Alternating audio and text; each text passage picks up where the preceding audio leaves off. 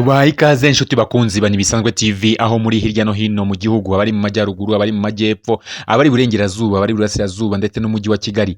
Ntago twirengagije namwe muri hakurya y'amazi mu bihugu bitandukanye hirya y'u Rwanda. Nkuko bisanzwe rero, iyi nini bisanzwe TV, ngendi Frank Mario Sebudandi. Inkuru tugiye kubagezaho ni inkuru ijyanye na Mwiseneza Josiane wabaye nyampinga ukunzwe muri Miss Rwanda mwaka wa 2019. Uyu Mwiseneza Josiane wamenyekanye cyane mu itangazamakuru ubwo yitabiraga irushanwa rya Miss Rwanda mwaka wa 2019, yambitswe impeta y'urukundo n'umusore wamusabye ko barushinga.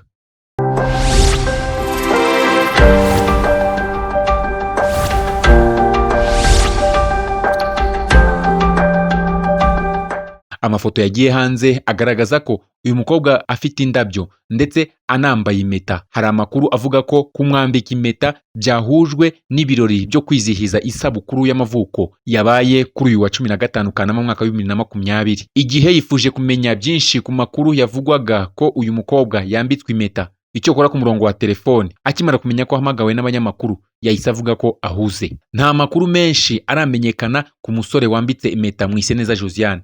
Uyu mukobwa yamenyekanye cyane ubwo yahataniraga itike yo guharanira intara y'uburengerazuba mu irushanwa rya Miss Rwanda mwaka wa 2019. Abanyamakuru babonye umukobwa utandukanye n'abanyamujyi bari bitabiriye iri jonjora. Si ukuganira nawe bivayo, nguko uko yaje kuba icyamamare. Abanyarwanda bishimiye icyizere uyu mukobwa uvuka mu karere ka Karongi yari yigiriye. Iki gikundiro yarakigumanye kugeza mu irushanwa, maze si ukumwandagazaho amajwi bivayo bituma yegukana ikamba rya nyampinga ukunzwe cyane mu mwaka wa 2019.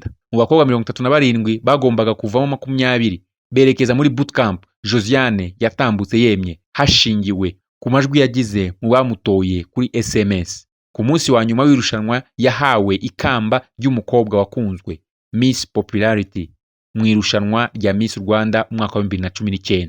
Kumenya byinshi byisumbuyeho ndetse n'ibindi bitari inkuru, kanda subscribe ndetse unakande ku kimenyetso cy'inzogera kugira ngo utazajya ucikwa n'ibyo tukugezaho. Ikindi kandi ntugende udasize igitekerezo cyawe kuri iyi nkuru ahanditse comment ahagana hasi. Sangiza abandi iyi nkuru. Ngendi Frank Mario Sebudandi, iyi nini bisanzwe TV. Imana yo mu ijuru ibarinde.